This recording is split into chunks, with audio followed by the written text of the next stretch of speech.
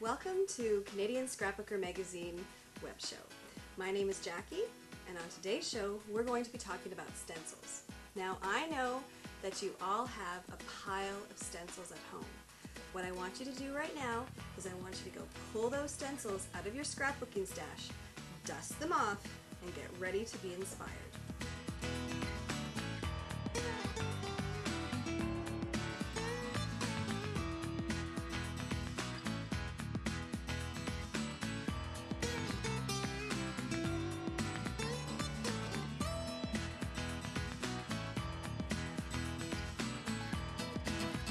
On today's show, we're going to be creating this very cute card that Katarina Doyle decorated for us.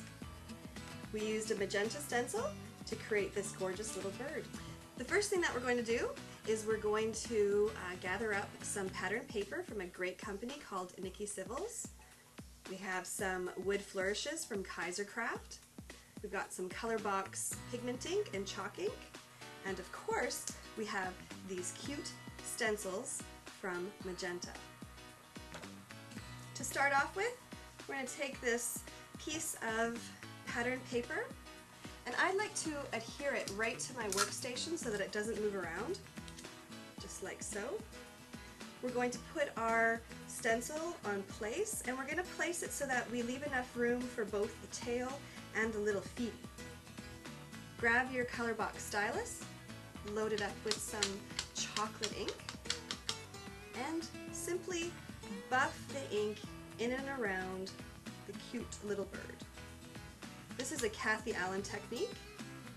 For those of you that know Kathy, you know that she likes to say buff, buff, buff, gentle. Okay, after you finish that, we're going to reposition it with the wing. We're going to use the color box stylus with another white foam tip, load it with some burnt sienna ink, and we're going to create that wing. Put your little feeties at the bottom of the bird, again using the burnt sienna ink, and the same thing with the wing. Position the wing. Oh, not the wing, the tail, I'm sorry, we already did the wing. This is just so fast and so fabulous. I love it.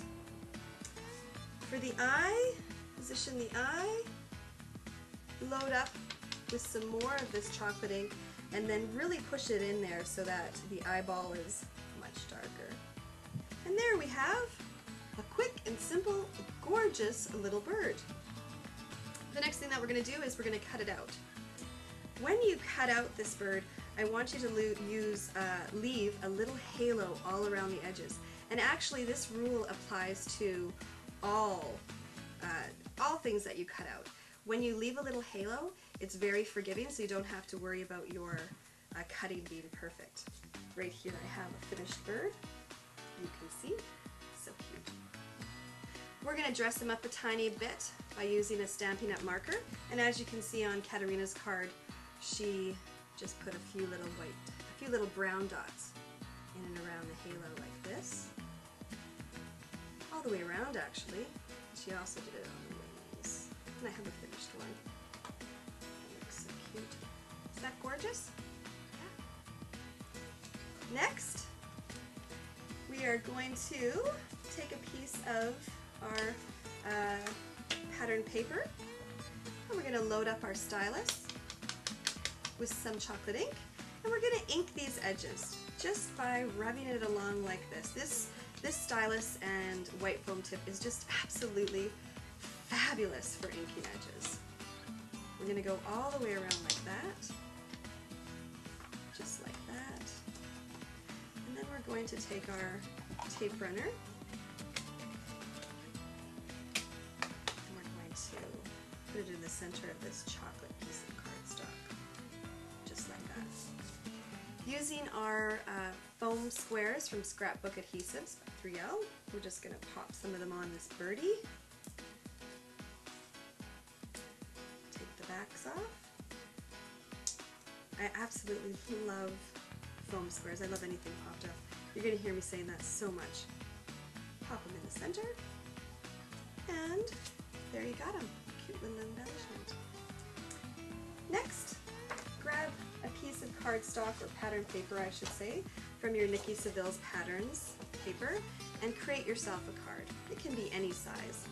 In this set of pattern paper that we used, there was a stripe piece, and I basically just cut a stripe like this out of that piece of pattern paper.